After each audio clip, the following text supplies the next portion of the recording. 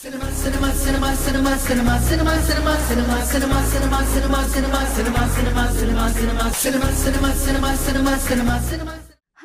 Welcome to Cineflex. Tollywood latest అప్డేట్స్తో మీ ముందుకు వచ్చాను. Openings, pre release functions, success meet, promotion, issue ఏదైనా full cinema updates. Let's watch. Sai Ronak, Amrutha Chowdary hero హీరోయిన్లుగా కళ్యాణ్ చక్రవర్తి స్వీయ దర్శకత్వంలో వస్తున్న cinema rewind. Jabardasth Nagi, K A Paulram, Abhishek Vishwakarma, fun bucket Rajesh, Bharath ముఖ్య పాత్రలో నటించిన ఈ మూవీ అక్టోబర్ 18న ప్రేక్షకుల ముందుకు రానుంది. ఈ నేపథ్యంలో మూవీ మేకర్స్ ఇటీవల ట్రైలర్ లాంచ్ ఈవెంట్ నిర్వహించారు.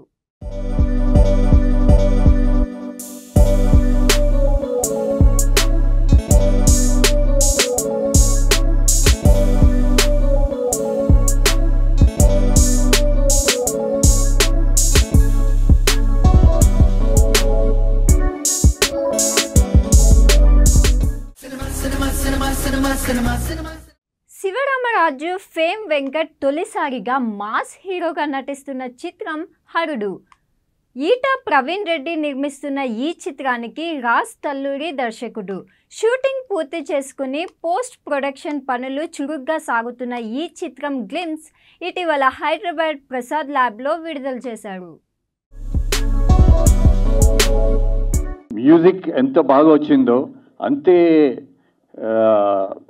ఏమంటారు, చాలా అద్భుతమైన లిరిక్స్ అందించారు భానుప్రకాష్ ఈ సినిమాకి.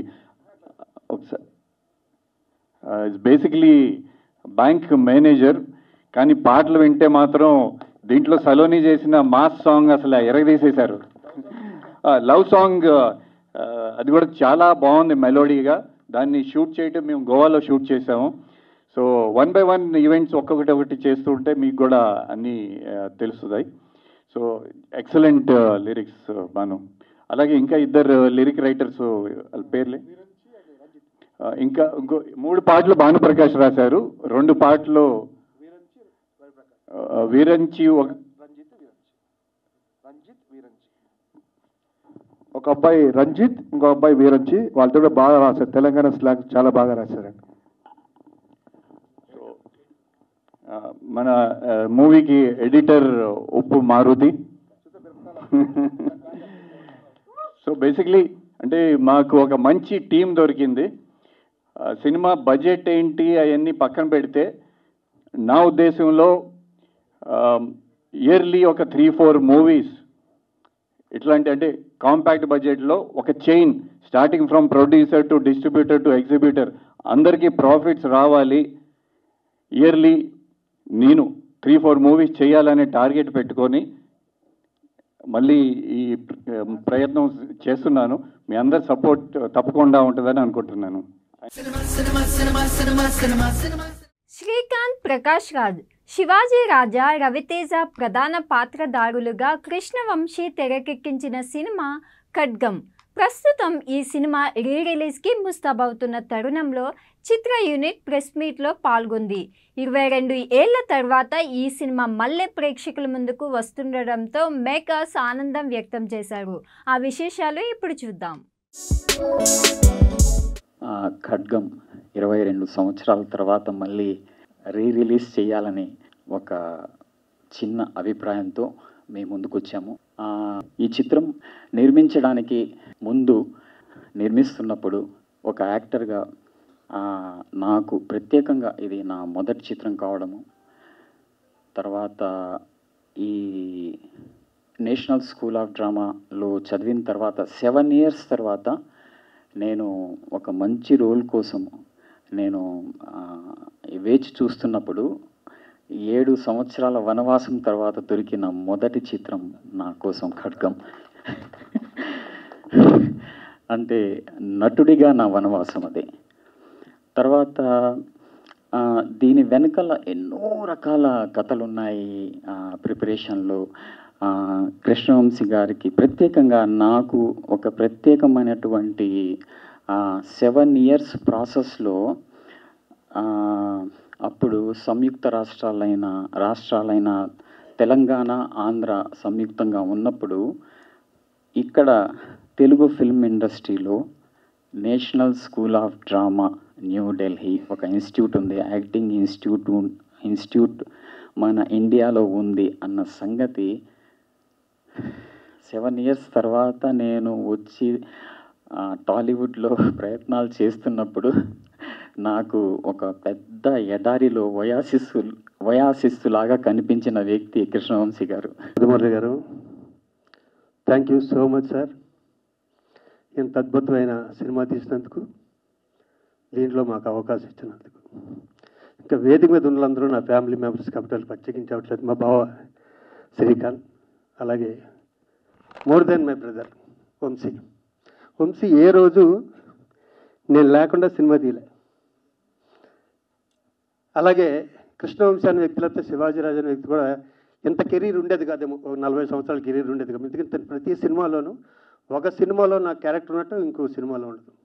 నిన్న కాక మొన్న 1 month బ్యాక్ మొరారి పండగ చేసుకున్నాం. ఇప్పుడు పండగ ఖడ్గం పండగ. ఈ సినిమా గురించి ఆయన చెప్పారు. ఆయనతో వంశీతో ఎన్నో అనుభవాలు. ఆయన ఏదన్నా చెప్తే అంటే ఆయన ఆ వ్యక్తిని సాటిస్ఫై చేయడం అన్నది చాలా కష్టం. చాలా కష్టం అంటే సముద్రం సినిమా అనుకుంటా, శ్రీహరి, రవితేజ, నేను పరిగెత్తాలి. ఈ రోజు వరకు సాటిస్ఫై చేయలేకపోయాను. నువ్వు లేట్గా పరిగెత్తావరా అంటాడు. ఇప్పటికీ కూడా అన్ని సంవత్సరాలు అయిపోయింది సినిమా. అందుకనే తన సినిమాల్లో మాకు పేరు రావడానికి మెయిన్ కారణం ఏంటంటే ఒళ్ళు దగ్గర పెట్టుకు చేయటం. ఈ ఖడ్గం సినిమా కూడా ఫస్ట్ నేను చేయనని చెప్పా. వాళ్ళందరికీ ఇన్ని రోజులు ఉన్నాయి, నాకేమో 1 day 2 days అని. లాస్ట్ ఒక రోజు ఫోన్ చేసి రమ్మంటే ఇంట్రెస్ట్ లేకుండానే వచ్చాను. కానీ నేను చేసిన 500 సినిమాల్లో నాకు గుర్తుండిపోయే సినిమాలు 2. ఆ 2 కృష్ణవంశీ సినిమాలు ఒక్కొక్క రోజు చేశాను. ఒకటి మా అమ్మ పేరు నాంచారమ్మ అంట. ఇప్పటికీ నన్ను అడుగుతూనే ఉంటారు ఎక్కడికి వెళ్ళినా కూడా. నిన్న కాక మొన్న ఏదో తెలంగాణ అవుట్డోర్ వెళ్తే అక్కడ అడుగుతున్నారు, సార్ మీ నాంచారమ్మ డైలాగ్ నాకు చాలా ఇష్టం సార్ అని. అది ఓన్లీ 1/2 hour చేయడం జరిగింది. ఎంత దుర్మార్గుడు అంటే షూటింగ్ జరుగుతుంది, చంద్రలేఖ అనుకుంటా, సరదాగా చూడటానికి వెళ్తే సాంగ్లో పెట్టి నన్ను ఒక రోజంతా సాంగ్ తీశారు నా మీద ఉత్తేజ్ మీద. 22 years అప్పుడే 22 years అయిపోయిందా అనిపిస్తుంది. ఎందుకంటే ఖడ్గం ఇప్పుడు చూసినా ఏదో ఫ్రెష్గా ఫీల్ అవుతూ ఉంటాం. ప్రతి August 15కి కానీ గాంధీ జయంతికి కానీ ఎప్పుడు కూడా టీవీలో చూసి మళ్ళీ చాలాసార్లు చూడడం జరిగింది. నా సినిమాల్లో ద బెస్ట్ ఫిలిం ఇప్పటికి చాలామంది అడుగుతూ ఉంటారు, ఖడ్గం లాంటి ఫిలిం తీయండి అని. ఎక్కడ తీస్తాం ఇప్పుడు? తీయలేము. ఎందుకంటే అది ఒకటే వస్తుంది, పీస్, మాస్టర్ పీస్. నా లైఫ్లో నేను ఎప్పటికీ మర్చిపోలేని ఈ సినిమా మళ్ళీ October 18న రిలీజ్ చేయడం చాలా సంతోషంగా ఉంటుంది. ఎందుకంటే జనరేషన్స్ మారిపోతూ ఉంటాయి. 20 years జనరేషన్స్. ఇప్పుడున్న జనరేషన్కి ఎవరికి ఖడ్గం అంటే ఎవరో తెలియదు. ఎందుకంటే వాళ్ళు 20 years వచ్చేసి ఉంటాయి కాబట్టి ఆ యూత్కి ఎవరికి కూడా ఖడ్గం గురించి నాకు తెలియకపోవచ్చు. మళ్ళీ ఒక మంచి పేట్రియాటిక్ ఫిలిం, మంచి ఫిలిం మీ ముందుకు రాబోతుంది. డెఫినెట్గా ఒక మంచి సినిమా చూసిన అనుభూతి మీకు కలుగుతుందని నేను మనస్ఫూర్తిగా అనుకుంటున్నాను. డెఫినెట్గా ఇంకా వంశీ అసలు ఈ సినిమా నాకు వచ్చేది కాదు, నన్ను వద్దన్నారు ప్రొడ్యూసర్ గారు. మధుమురళి ఫస్ట్ అంటే ఒకటి, అంతకుముందు నేను ఎప్పుడు ఫ్యామిలీ సబ్జెక్ట్ చేసేవాడిని. ఫ్యామిలీ సబ్జెక్ట్ చేస్తూ ఇంత పెద్ద దీంట్లో ఒక బ్యూటిఫుల్ మంచి ఎమోషనల్ క్యారెక్టర్ చేయడం అనేది ప్రొడ్యూసర్స్ కూడా డెఫినెట్గా వంశీ ధైర్యం చేసి నాకు ఇచ్చాడు. కానీ అంతే కదా వంశీ, ఫస్ట్ వద్దన్నాడు కదా. శ్రీకాంత్ కాకుండా వేరే వాళ్ళు అయితే నేను సినిమా చేస్తానని చెప్పారు ఆయన. కానీ ఆయన అన్న దాంట్లో కూడా ఒక న్యాయం ఉంది. ఎందుకంటే అప్పటి వరకు నేను ఫ్యామిలీ సబ్జెక్ట్ చేశాను, భయపడ్డారు, ప్రొడ్యూసర్గా భయపడ్డాడు. కానీ వంశీ నాకు శ్రీకాంత్ గురించి తెలుసు, ఆడేంటో తెలుసు. డెఫినెట్గా శ్రీకాంతే నాకు కావాలి అని పట్టుబట్టి మళ్ళీ ఈ క్యారెక్టర్ నాకు ఇవ్వడం నిజంగా నా లైఫ్లో నేను మర్చిపోలేను. వంశీ అలాగే మధుమురళి కూడా. మధుమురళి అన్నాడు కానీ తర్వాత మళ్ళీ ఎస్ నువ్వు అనుకుందంటే కరెక్టే చేసేయండి అని చెప్పారు ధైర్యంగా. ఆ ధైర్యం చేసి నాకు ఆ క్యారెక్టర్ ఇవ్వడం. అలాగే దాంట్లో రవితేజ, ప్రకాష్ రాజ్ వాళ్ళు విద్యగా రాలేదు, వాళ్ళు లేరు, ఊళ్ళో లేరు కాబట్టి రాలేకపోయారు, లేకపోతే వాళ్ళు వచ్చేవాళ్ళు. భాస్కర్ గ్రూప్ ఆఫ్ మీడియా బ్యానర్పై భాస్కర్ యాదవ్ దాసరి దర్శకత్వం వహిస్తూ నిర్మించిన చిత్రం చిట్టి పొట్టి. రామ్ మిటకంటి, పవిత్ర, కశ్వి ప్రధాన పాత్రలో నటించిన ఈ సినిమా ఇటీవల ప్రేక్షకుల ముందుకొచ్చింది.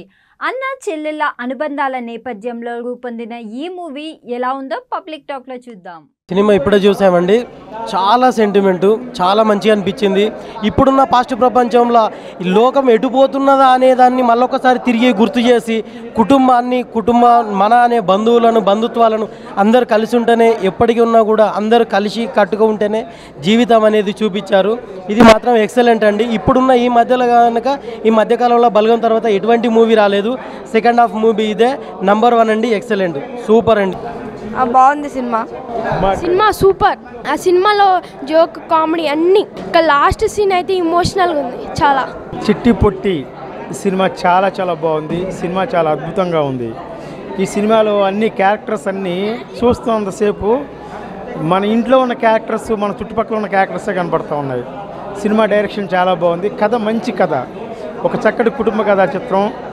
ఈ సినిమాని అందరూ చూడాలి. ఎందుకంటే బంధుత్వాలు, విలువలు బాగా తెలిసేటువంటి ఓ అద్భుతమైనటువంటి కాన్సెప్ట్ తోటి సినిమా తీయడం జరిగింది. ప్రతి ఒక్కరూ ఈ సినిమా తప్పకుండా చూడండి. ఎందుకంటే మన బంధువుల గురించి మనకు బాగా తెలుస్తుంది. మనం ఇప్పటివరకు ఏం మిస్ అయ్యామో మనకి ఈ సినిమాలో చూపించారు. కాబట్టి మీరందరూ కూడా తప్పకుండా ఈ సినిమా చూసి మీరేం మిస్ అయ్యారో అది మళ్ళీ తిరిగి పొందండి. అంటే నేను ఈ సినిమాలోన నటించడమే కాదు, అది తర్వాత చెప్తాను. నటించడానికి అవకాశం ఇచ్చినటువంటి మా డైరెక్టర్ గారికి కూడా నేను శిరస్సు వంచి నా ధన్యవాదాలు తెలుపుకుంటున్నాను. బాబు, మా తరం ఇప్పుడు నాకు 72 సంవత్సరాలు. మా తరంలో మేము అనుభవించినటువంటి అనుభూతులను ఇప్పుడు ఈ తరం వాళ్ళందరూ మర్చిపోతున్నారు. ఇప్పుడు ఈ సినిమాను చూసిన ఈ తరం వాళ్ళు, ఈ కుటుంబాలలో ఒక్క 10 కుటుంబాలన్నా మారి మళ్ళీ ఆనాటి తరాన్ని తీసుకొని వచ్చి ఆ ప్రేమలను, అభిమానాలను, తర్వాత వాత్సల్యాన్ని పంచి మీ పిల్లలకు ఇంకొక చిన్న విషయం చెప్తానండి. ఒక్కరే ముద్దు అన్నట్లు ఉంటున్నాయి ఇప్పుడు కుటుంబాలు. ఒక్కరిని కన్న తర్వాత వాళ్లకు అన్నలు ఉండరు, చెల్లెళ్ళు ఉండరు. అంటే వాళ్ళకు పుట్టబోయే పిల్లలకు మేనమామ ఎవరో తెలీదు, పిన్ని ఎవరో తెలీదు, బావ ఎవరో తెలీదు, వదిన ఎవరో తెలీదు. ఇలాంటివన్నీ మర్చిపోయి బ్రతుకుతున్న ఇప్పటి ప్రపంచంలోన కొద్దిగైనా మా సినిమాని చూసి మార్పు తెచ్చుకోమని చెప్పి నేను మనసారా కోరుకుంటున్నా.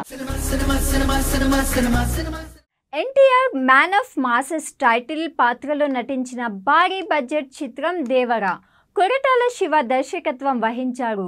నందమూరి కళ్యాణరామ్ సమర్పణలో ఎన్టీఆర్ ఆర్ట్స్, యువ సుధా ఆర్ట్స్ పతాకాలపై మిక్కిలినేని సుధాకర్, హరీష్ కృష్ణ కే ఈ సినిమాను నిర్మించారు. జాన్వీ కపూర్ హీరోయిన్గా నటించిన ఈ సినిమాలో మరో బాలీవుడ్ స్టార్ సైఫ్ అలీ ఖాన్ కీలక పాత్రలో నటించారు.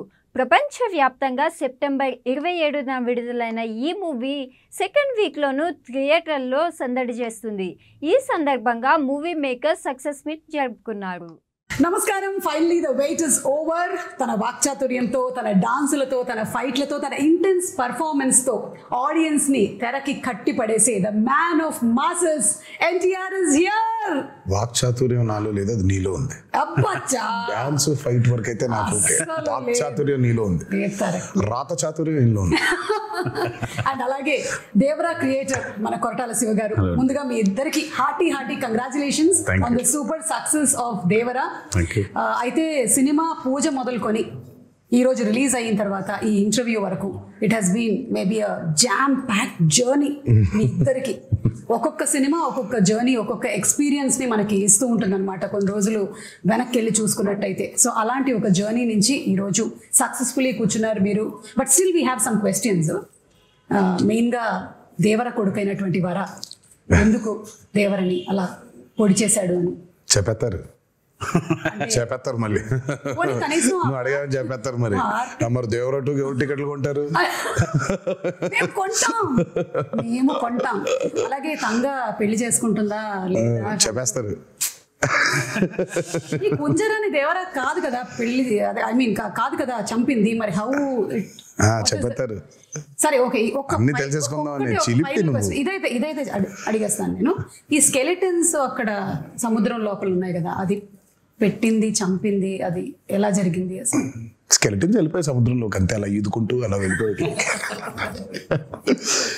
చాలా ఉన్నాయి క్వశ్చన్స్ కి ఆన్సర్స్ రావాలంటే దేవరా 2నే చూడాలి.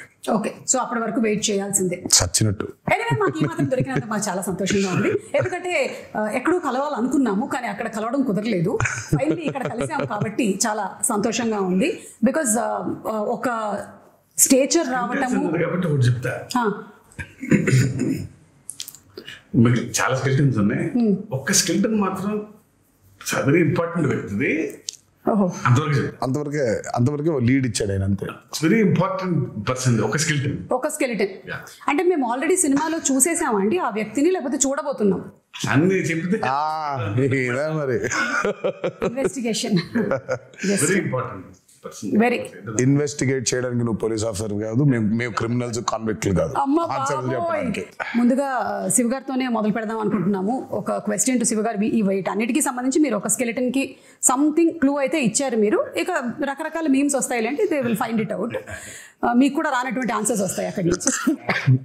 అయితే వైలెన్స్ మీకు అంత చుట్టం కాదు కదా, మీ వేరే సినిమాలతో పోలిస్తే ఇందులో ఒక 5 times ఎక్కువ అని అనుకోవచ్చా మీరు ఇది వరకు తీసినటువంటి సినిమాలతో పోలిస్తే? వైలెన్స్ పదం బాల పోయిటిక్ వైలెన్స్ అనొచ్చు. అంటే బిగ్గెస్ట్ కాంప్లిమెంట్ చెప్తాను నా వరకు వచ్చింది. One of my friend US doctor, వాళ్ళ అమ్మాయికి 15 or 16, ఆ అమ్మాయిని తీసుకుని వెళ్ళారంట. వెళ్ళిపోయిన తర్వాత అమ్మాయి సినిమా చూసేసి ఇంటికి వెళ్ళి నేను మళ్ళీ వెళ్ళాలి అని గోల. ఫ్రెండ్స్తో వెళ్తాను, లక్కీగా 15+ కాబట్టి ఫ్రెండ్స్తో వెళ్ళిపోవచ్చు. సో వెళ్ళిన తర్వాత ఇంటికి వచ్చిన తర్వాత సరే అతను ఫోన్ చేసినప్పుడు నేను మాట్లాడుతున్నప్పుడు I want more action in part 2 because నేను షాక్ అయ్యాను. ఏంటంటే every blood is like a painting అంది అమ్మాయి. Correct, that's the biggest compliment. 15-year-old girl వాటిని పెయింటింగ్ లా చూసిందంటే. యూజువల్ గా వెన్ యూ యాక్షన్ ఉన్నప్పుడు when there's so much of a massacre, especially the interval block, when there's so much of massacre happening, usually ekkado chinna gore feel avutam. Avunu, but it was a very intentional, and first nunchi kuda adento Shiva coining was bigger and bloodier, because ayina movies chusukunnataithe I think Devara is high on action. మామూలుగా ఆయన movies చూసుకుంటే action కొంచెం తక్కువ ఉంటుంది, space ఉన్న action చాలా ఇంపాక్ట్ఫుల్గా ఉంటుంది. కానీ నాకు తెలిసి దేవరాలు ఉన్నంత యాక్షన్ బహుశా ఆయన మూవీస్ ఎందులోనూ ఇంత యాక్షన్ లేదు. And it was a very intentional. తను ఆయన ఫస్ట్ నుంచి కూడా లేదు ఇది యాక్షన్ ఉండాలి. కానీ నేను అన్నాను, శివ రక్తం ఎక్కువైపోతుందా, బిగ్గర్ అండ్ బ్లడియర్ అనేస్తున్నావు, ఇప్పుడు మనకి చాలా ప్రాబ్లం అయిపోద్దేమో, మనకి ఏ సర్టిఫికెట్ వచ్చేస్తుందేమో అంటే మీరేం వరి అవ్వకండి, ఐ హ్యావ్ అ ప్లాన్. దగ్గరుండి మరి పోయిటిక్ గా తీసుకున్నాడు. So if you look at the actions the very poetic, గోర్ కాకుండా అబ్బా భలే ఉందే, ఇంపాక్ట్ఫుల్ గా ఉంటూ ఆర్టిస్టిక్ గా ఉంటుంది. Correct. Starting from the first ship లో జరిగేటువంటి సీక్వెన్స్ ఏదైతే ఉందో అది కూడా it is so beautifully done. నాకు తెలిసి మనకి తెలుగు సినిమాల్లో అలాంటి సీక్వెన్స్ స్టార్ట్ అవ్వడం అనేది చాలా రేర్ గా చూసాను నేనైతే, అసలు లేదు. సో దాని గురించి ఎన్ని రోజులు కష్టపడ్డారు తారక్ మీరు? అది తీసారో 14-15 రోజులు తీసారు. అది అంటే అది ఒక సెటప్ కాదు కదా. సో ఇట్స్ బేసిక్లీ షిప్ కూడా ఫుల్ గా ఇరెక్ట్ చేసిన స్క్రిప్ట్ షిప్ కాదు అది. సో బిట్స్ అండ్ పీసెస్ గా 4 different సెటప్స్ అది 4 different సెటప్స్. మళ్ళీ దాని చుట్టూ వాటర్ రిక్రియేట్ చేయాలి. అండ్ దట్స్ చాలా మంది చాలా ఫైట్ లో ఉండదు అది, కానీ that's a lot of jumpings and చాలా కేబుల్ వర్క్. కానీ అది కెనీ బేట్స్ చేసాడు అది, ఆయన 14-15 days చేసాం దానికి. మనకు అంత ట్యాంక్ ఉంటుంది, వీళ్ళు బోట్ల మీద వెళ్ళాలి. సో అప్పుడు ఏమనుకుంటా స్పేస్ ఉండాలి ఈ బోట్లు పెడతాను. సో ఇది రిమూవ్ చేసి షిప్ ఓన్లీ వీళ్ళు ఎక్కడానికి కొంచెం ఎడ్జే ఉండాలి, ఫుల్ షిప్ పట్టదు. సో ఫుల్ షిప్ వేరే, మళ్ళీ షిప్ పైన యాక్షన్ కి మళ్ళీ వేరే సెటప్ వేసుకో. అంటే మళ్ళీ షిప్ వెనకాల భాగం ముందు భాగం ఉండదు, వెనకాల భాగం వేసుకోవాలి. And there so much of play. అటు సైఫ్ గారు ఉన్నారు, ఇటు కింద ఏమో శ్రీకాంత్ గారు ఉన్నారు, పైన ఏమో బోల్డ్ జరిగిపోతుంది. So it was a very